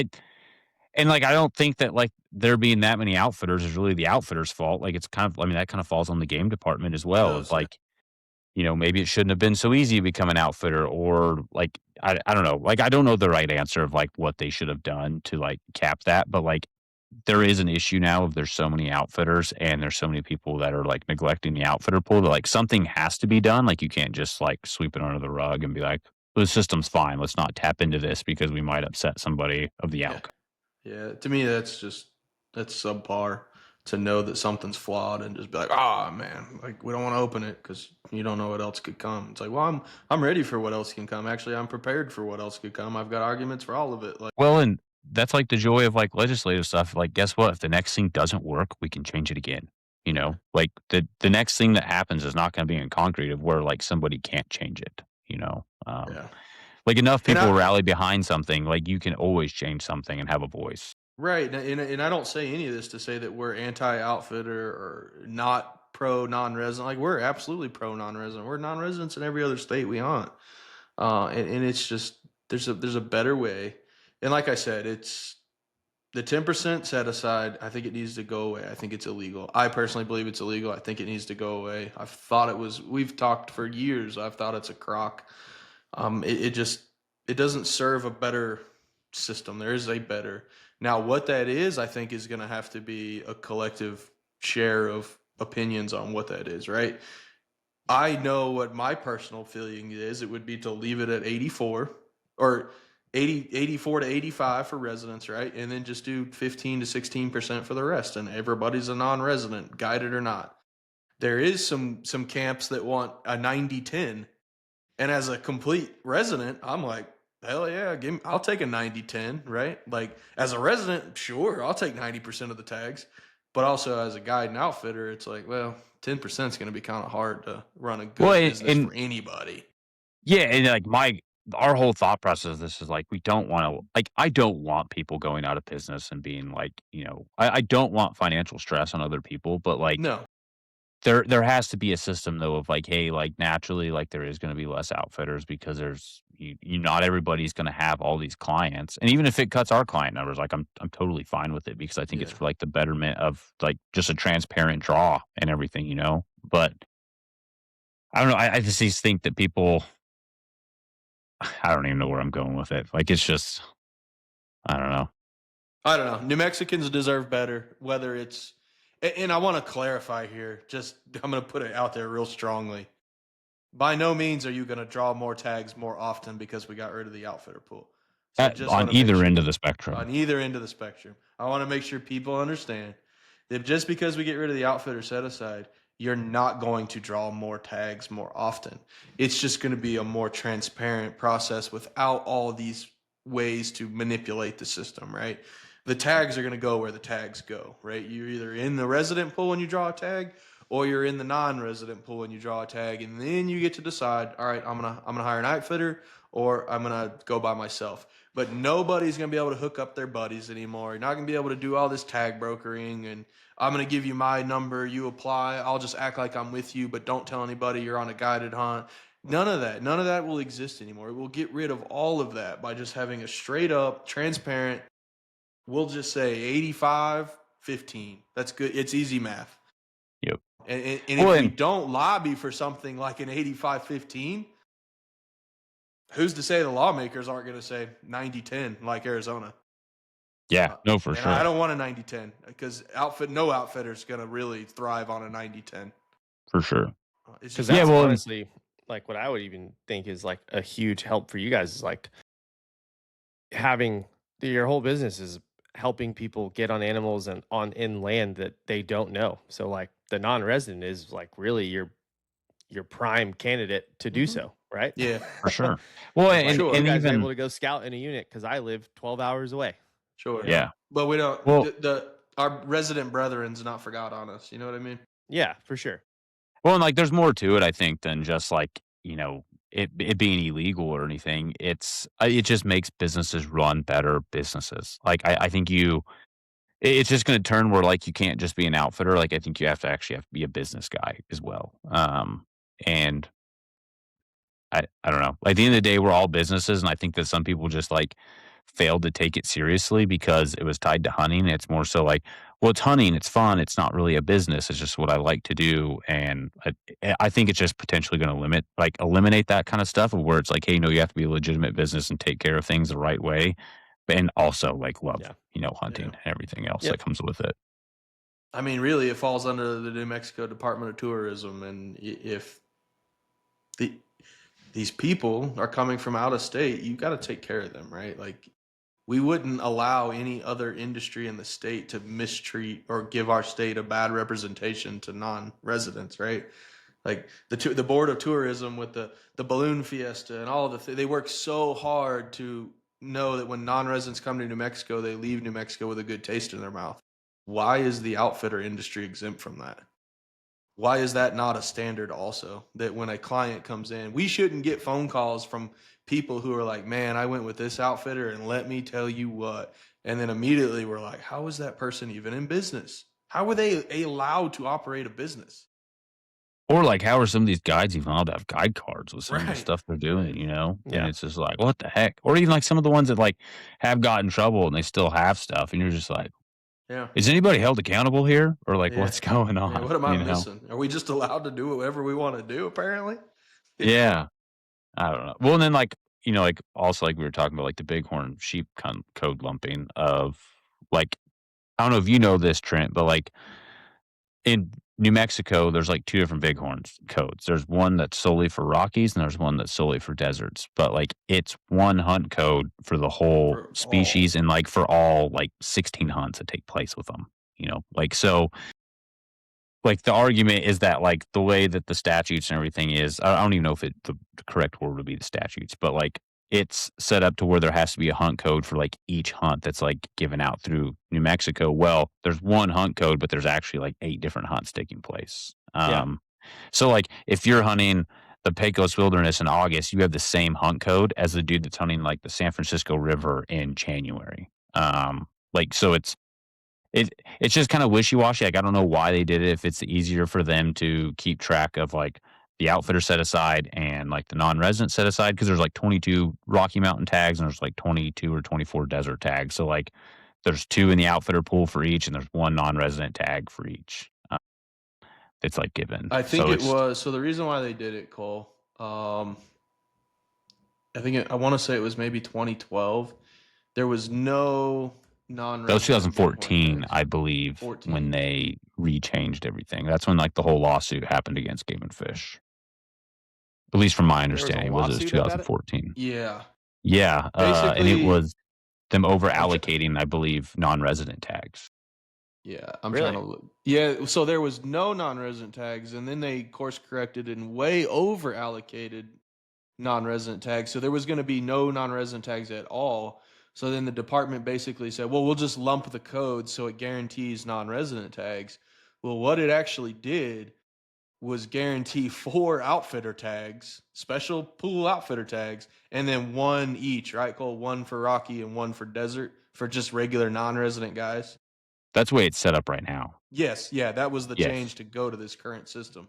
Yeah, there's Um, 2 of each, 2 there's 2 Rocky of and each 2 for desert. non-residents, but there's 4 for this No, no, stupid. there's 2 in the outfitter pool. So there's 2 Rocky in the outfitter pool, 2 desert in the outfitter pool, and then 1 of each, for Right. non-residents. Okay. Okay. So where it's like there, people have said, "Well, you're just trying to get rid of non-resident sheep hunting opportunity." I'm like, no, not at all. I would just rather see all 4 of those tags just go to straight up non-residents. Again, with the outfitter pool going away, let's not lump sheep codes. If we're gonna have non-resident sheep codes, give the DIY guy just as good of a shot at them. But I mean, there's again, people go back and forth on that, because Well, there's and I people think it that goes back to, like, the argument of, like, even with the outfitter pool of, like, New Mexico's catering to, like, businesses and, like, wealthy people of, wealthy like people, yeah, and that's the problem, I think, is, like, the biggest deal is, like, someone who's gonna pay for a guided hunt that has the means to do so is being prioritized over the normal non-resident that, I mean, granted, if you're put in for a $3,500 sheep tag, you probably have the means to, like, pay for that and come on that hunt, but, like, you're not having to spend the extra 7 to 10 grand or whatever it is to go guided. But it's just the state more or not yeah, the state really putting, like someone who's going to pay for a guided hunt over someone who's just a normal non-resident. So it's not kind of like a whole equal, like, fair chance for them. No, and there's a lot of people that believe that there should be no non-resident bighorn tags. And I'm like, I don't know. I kind of a I part do of me. not agree with that. Yeah. Well, a part of me, again, as a resident, I'm like, yeah, sure, I don't care. No other state caters to me for bighorn. Like, why are we catering? Like, but there's just more sheep in other states, right? So it For sure. affords a non-resident opportunity. Where I'm looking at it thinking, maybe because the number of sheep, it's just not. Maybe it should only be New Mexico residents that have a shot at bighorn. And that's purely from a statistic standpoint of just the numbers of sheep. Do I believe that non-residents shouldn't get an opportunity at our sheep? No, probably not. I know personally a non-resident who shot a desert bighorn in our state, and I'm happy for him. I'm not upset that he did it. But what's right with the sheep code lumping? Because if you don't lump the sheep codes by the law of 84% tags to residents, when you unlump the sheep codes, there is no mathematical way a non-resident can have a tag, just because That's the there's not tough enough part. sheep. Yeah. I mean, there has to just be some like restructure with like Game and Fish, whether it's a specific unit that has the most tags allocated or, I mean, like take for example, like the Pecos Wilderness has like 4 Rocky tags, and like the Caballos for deserts has 4 desert tags. So it's like those are the only places. Like, I mean, I think statistically, like you could draw as a non-resident just because everywhere else there's only like 1 or 2 tags, Yeah. and even with the system right now, like I don't even understand how they allocated of like what non-resident or what outfitted tag goes to what unit, because like it's just all lumped together. So like how are they systematically, drawing the outfitter pool or the non-resident pool? Like it mathematically there's no way to even tie it right It's now. really So convoluted, and I think that that's what I'm demanding is clarity, right? Transparency. Yeah. Like yeah, if, I if mean, we're that's what gonna you said do about it, the original problem too, right? It's like, yeah, let's just put a line in the sand. yeah. Everybody, So even we if you don't agree understand with this. it, but you know where it's at. Yeah. And for then, of sure. course, Well, people like are going to come on and say, well, it's your fault if you don't understand it. And I'm like, you idiots don't understand it either. Like, everybody's well, just like you, throwing. it is tough because like you even look at like I mean I'm curious how like some other Western states do it. Like Colorado, like some units there's like 3 tags given, like 2 of them are for residents and one's for non-resident. It's like, well, Colorado's like, or I forgot what their split system is, but like how are they allocating of where it's? I know that not a third of the tags goes to non-resident, so it's just kind of like how are they allocating it? Compared to maybe New Mexico, and like how these other places are doing it, where there's only 2 tags and 1 tag goes to a non-resident, or however.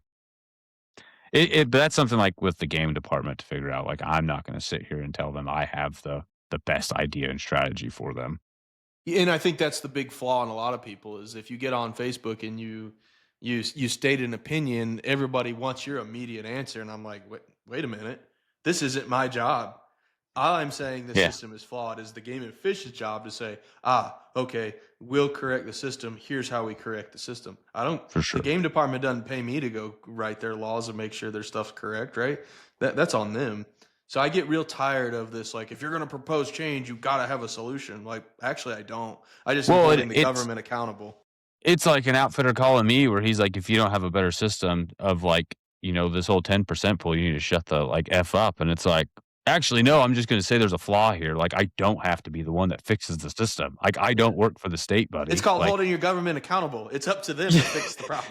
yeah, I'm like, Yeah. I don't know what you're talking about. Like, I'm not the person that has to tell you how to fix this and like what's actually going to fix it. But I'm telling you there's a problem here and like, I don't agree with it. And by all means, I'm free to say that. Like, Yeah. Yeah, because if I you want mean, me to address a problem and give you the solution, I need a paycheck from the New Mexico state yeah. yeah, and government. I'm going to charge a Or lot you're more than what probably a not normal gonna like the state solution employee that I takes. offer. Yeah. I'm like Dave Chappelle. I'm like, or you could shut the fuck up. Yeah. Or that. Uh, Good oh Lord. man. Yeah. I learned a whole lot about the state of New Mexico that I was not privy to, for the record, since I'm not a local, if you will. Well, we're And probably like, not experts either. We know enough to be dangerous, apparently. but one thing I will say though is like, and if maybe we don't really understand the reason why, but if this is a topic that obviously is an issue, so I have learned is fantastic that more and more people are starting to have that voice. Like what you're talking about, how the guys Yeah. who are kind of against it would get shunned out of whatever group chat it is or whatever meeting, yada yada yada. But that now that the collective voice is starting to see that there is a problem, whether it's the residents, the outfitters, or the non-residents, from what I've learned, it's probably not going to be the outfitters, the good ones that are going to be, uh, Infected. No. yeah, affected, or even being like, no, everything's great. We shouldn't change a single thing. You know, like uh, in the sense where it's awesome that the voice of the collective group of the public is growing for the right reasons. You know what I'm saying? Does that make Yeah. sense? Yeah, and not every system is perfect, and obviously that's understood. I think a lot of people just want more. We're in an age where you can demand transparency from your government, and that's not even saying you disagree with your government. That's just saying you demand transparency, right? Um, Again, Trent, to our history and our you know careers, Ground. you don't always have to tell me exact details, but I need to know why I'm doing what I'm doing, right? And transparency goes a lot further than just do this because we said so. There's a whole lot of planning, there's a whole lot of engagement. And I think that as we've aged and grown in that, I think we demand that on a regular basis with everything of like, hey, no, actually, I pay taxes to you at a grand sum of a lot of money. You owe me answers, right? Like, you work for me. Let's not forget that we, the people, demand a solution to this problem. You owe us. You owe us transparency. You owe us how this works. You owe us all of these things as taxpayers, and we're just demanding it now. There is an age of transparency where this is a problem, fix it, right? Or it's just, or don't. And we continue down this pathway of, why does New Mexico suck? Why is New Mexico falling, behind in so many different ways? Well, like, if nobody speaks up to say, hey, I feel like we could do this a little better, let's come to the table and talk about it. All parties, regardless of their political views, right? Let's cross aisles for certain policies and try and figure things out. I think a lot of our generation is kind of over the again, not to get political, but I'm over the straight party stuff. Like, if there's an issue at hand, I'm okay with who's at the table. Let's talk about it. Let's all parties involved, because everybody has value, or they wouldn't be there. And I truly Yeah, believe just that. the problem is it's a we have a humans have showed up and Yeah. made everything worse. Yeah. Everybody, Yeah. no matter how you really define it, is always, as a general rule, pretty adverse to change because Yeah, it is change adverse. difficult and it is Everybody's hard, right? So many people are change adverse. Where it's like, we're like, "Oh, whatever, let's change for the sake of change, because we just change all the time." Yeah. Yeah. It's like, oh, that rule changed again. Oh, sorry, I broke the new version of the rule. That's my bad. I My didn't bad, my know it mustache changed. is still way too long. Like, I'm sorry. How dare you have No. sideburns? I didn't know that changed. No, it's fine. See, No, I golly, mean, dude. I went the other day with sideburns down to here, and they were like, "What are you doing?" I'm like, "What do you mean?" It's like, "Well, you can't have sideburns like that anymore." I'm like, Since when? "Yeah, news to me. I'm gonna keep rocking them."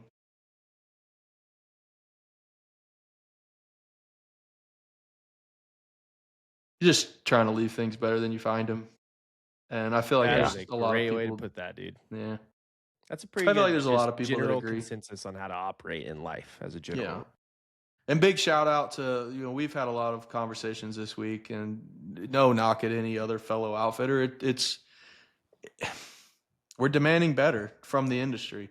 And if you're not going to be better, I'm sorry. That's on you to be better. Your clients deserve better. Your state deserves better, right? A better representation. The outfitters that are going to survive, they know who they are. They know they're going to be fine. If you're scared about a 10% outfitter pool going away, I don't know.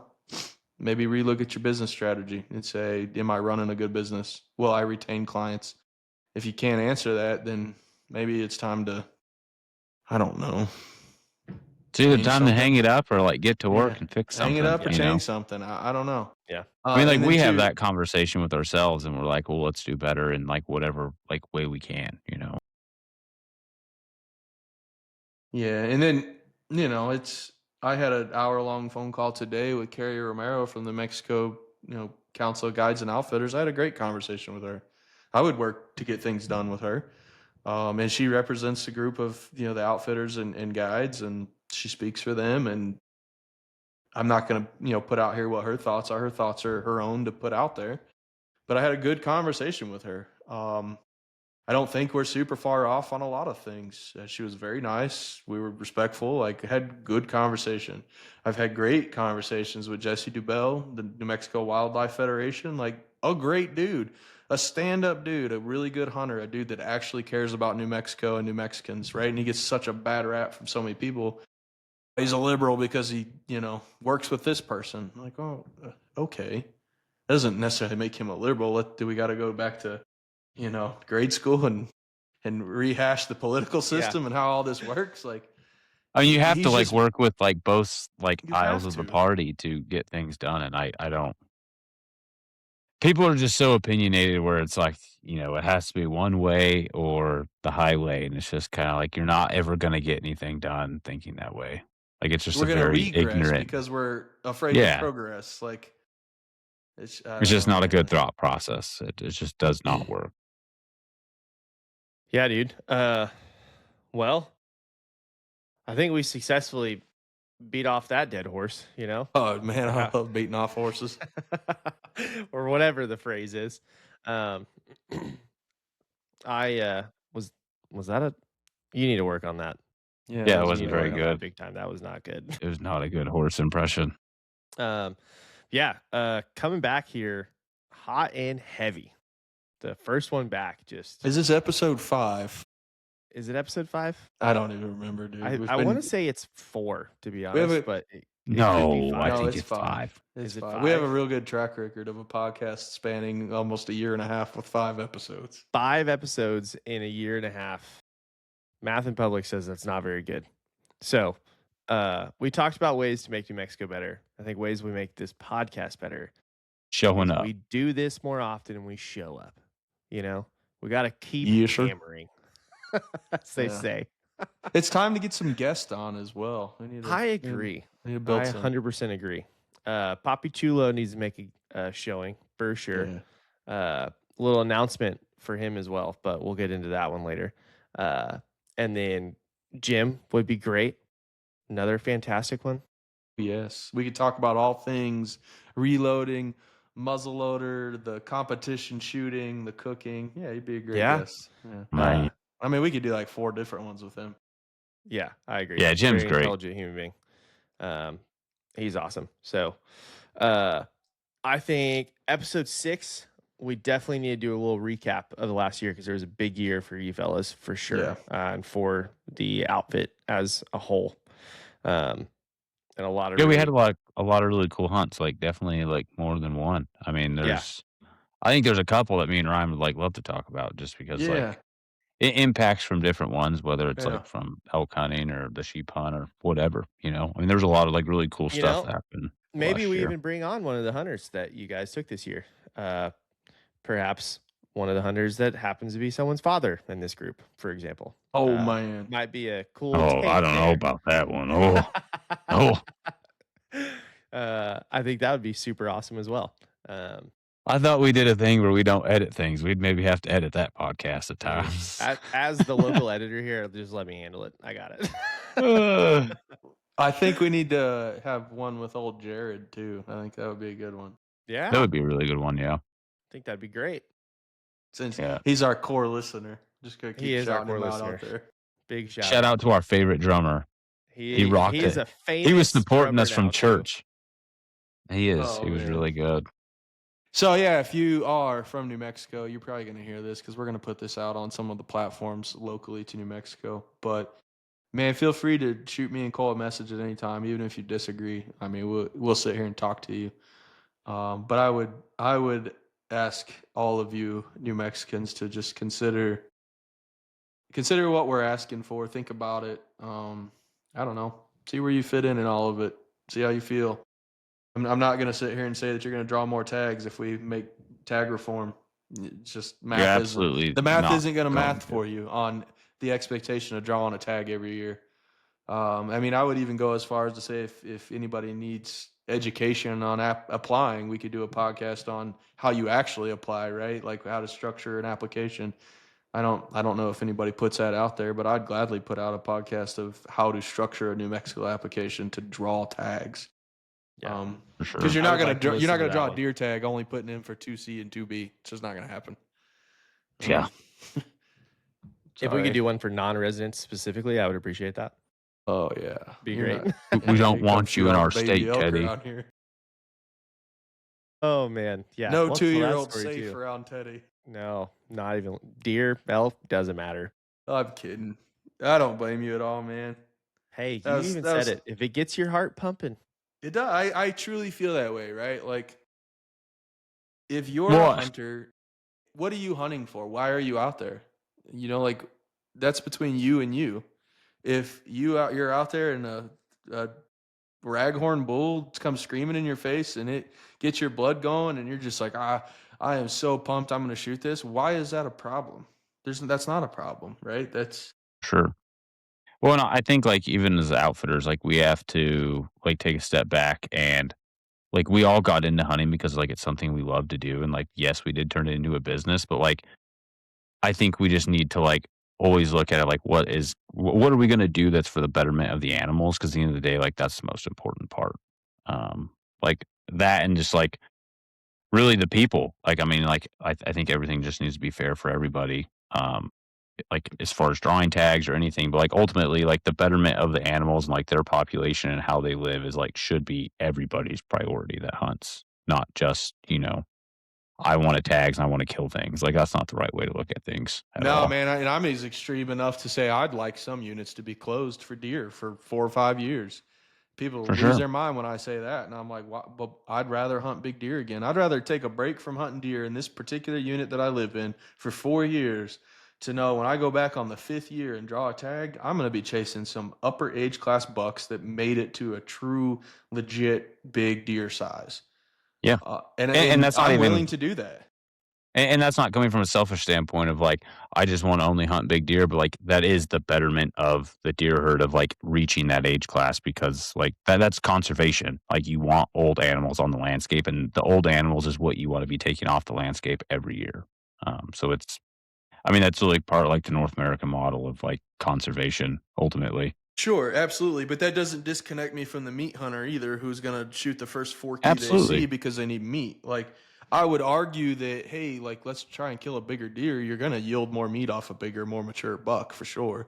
For sure. However, if you're a subsistence hunter and that's what you need to do, like There's space for everybody, yeah, like when it sure. comes to that, The landscape can afford a couple forkies to hit the dirt. Let me tell you what, like we're not immune from that. We've all killed forkies. I might be guilty more than more, more than some, Yeah, we all I have might our even fair be share worse of than forking Trent. horns. okay, easy, dude, easy. We've all Uh, been 15 one time with a bow in our hand for the first time. Like, no forky is safe, I promise. Not a singular one. Yeah. Like, you just dude, want I to shoot think something with a bow. the question you asked earlier is the biggest thing. Is like, what are you hunting for? And I think there's really only one right answer to that question. Mm, Hunt for more. I knew that's where it was going. Yeah. I was going to say, well, that answer is different for everybody because it's what are you hunting for? Yeah. I'm Hunt not for hunting for more. the same thing you are. I'm not into small fork and horn elk. So, All right. The last one, he was a looker. All right. He was We're great. hunting for more inches, Teddy. You made a great shot. It was a fun pack out, and I had a great time with you. I will say, in the future, I would like to hunt for more age and more inches. Hell, I've been hunting for more inches for a while. You know what I'm saying? Haven't found it yet. Amen. Oh man, We're all this is short in gonna that hit the category. airwaves, and this state's gonna be like, "Who are these idiots?" Yeah. Well, if anybody listened this far, they're just going to get some gold treatment at the end. 100%. That joke was for Mario and for Jared. Yeah. That is it. They'll appreciate it. Oh man. Well, Gentlemen, I gotta go fly an airplane early in the AMs, and it's later over here. If you think about it. I'm gonna go Yeah, gobble dude. me some turkeys here soon. Oh, are you? Oh man, A little Me and gobble Cole. gobble action. he's the turkey Uh, thug. I might Let ride me the Yeah. dirt tell you. bike tomorrow. We can. Oh, first outing First outing on the new whip. on the new whip. We got to add that to the recap too. I Dirt have bike rules. wrecked mine. I have broke my clutch lever. Do not Good. try and turn around on a steep hill. The bike will fall on top of you. Yeah, It's not that good. sounds dumb. Yeah. In case someone was looking for something really stupid after a really awesome 2 hours of conversation, It's Don't. us idiots on dirt bikes. Is what you're gonna find. It is moto meeting Oh. hunting, and it is not good. It is not good It's- moto. it's not good moto, but the hunting, pretty good. I can't wait till I get an elk horn between my spokes, and I'm like that reel of the bike that just flips over. And If you're somebody just was tumbling videoing down the me mountain. the other day, they would have almost seen me fly off my dirt bike because I had a shed on the back of my pack and it caught a tree, and I almost flew off that sucker. It was not good. Oh man, that's fantastic. I wish I could shed hunt and also had a dirt bike, but But we've been We have looking a- into I'm in the options. time I of guess I year could. where I could go it's down to the. I could go down to the old Wichitas and do some shed hunting. it's that time of year where I'm just kind of like go shed hunting or go turkey hunting. Both of them, I question my sexuality. Yeah, Yeah, we not can get really. into the whole. We should have Clayton on to talk about turkey hunting. He's all into it now, huh? Big turkey guy. Big turkey guy, Clayton. Oh I just can't do no! it. It's the bird ain't worth the tick. Nah, I'll be man. honest with you. I tried, and I get humbled. You know, the little 2-footed bird. They kick my butt way more than a 4-legged elk. Yeah, Well, mad I'd respect rather. to the turkey dudes. Dude, It ain't yeah, for I you. mean, I'll be honest, a turkey like makes me feel like I'm a terrible hunter at times. I'd rather get me a big old juicy chicken breast at Popeyes before I go shoot me a turkey. If I'm being quite honest with you, Get me. spicy. Let me get a caniac with extra bread, no slaw, and an extra sauce Oof, while we're at there it. you You know? go. See, I Sheesh. don't. If there's any diehard turkey hunters, why do you guys hunt them? What do they like? They don't taste good. They don't Yeah. smell good. Let us Jay know in the Pyburn. comments. We'd love to Yeah. hear. Why do Yeah. you turkey hunt? Because we don't get it. I mean, I do it. I've killed a heck of a lot of turkeys. I mean, I wouldn't say I'm good at. I'm not good at it. I can call them in though. And I think that's what you're supposed to do. Do be calling them. They're Yeah. the poor man's turkey. Or wow, I got it. They're the poor man's elk. That's what they say. Don't you ever disrespect an elk like that again, I know, thinking that was tough. comparing That them was to really- a turkey. That was tough. Kim. That might get cut. Yeah, that's I think we should end it on that note. Yeah. Speaking of birds, coming in 2027, we're gonna do the old bucks and ducks, the Western style. Ooh. Good one. There's a good one Got to coming. stick around for episode 6 to learn more about bucks and ducks, dude. That's probably like episode 17. That's episode 17 for Maybe bucks and episode ducks. 6 at this rate. Who knows? Yep. It will be the year 2029 on episode 17, but stick around. We will get there. We'll give a recap of the last 2 years. Anywho, Yeah, but in all, for real though, we are going to do our very damnedest. We want to lean into this a lot more, produce a lot more of these, have a lot more of these conversations, and just like this conversation for the betterment of the state of New Mexico. Like people need to be having this conversation because that's how change happens. So yeah. And further, it's not. We're gonna be the betterment of dudes. I think, right? I think that's the goal. We were trying to take it is just 100%. better everybody. You're never gonna be better. You're not always gonna be better, but that's the goal, right? And if we can encourage anybody to do better, do more at what they're trying to do, hunt for more, dog. Leave it better than you found it. Yes. Yeah. Yeah, Or I like just that. totally screw it up too. I mean, Yeah. either one works. I mean, you'll probably learn something at least. Yeah.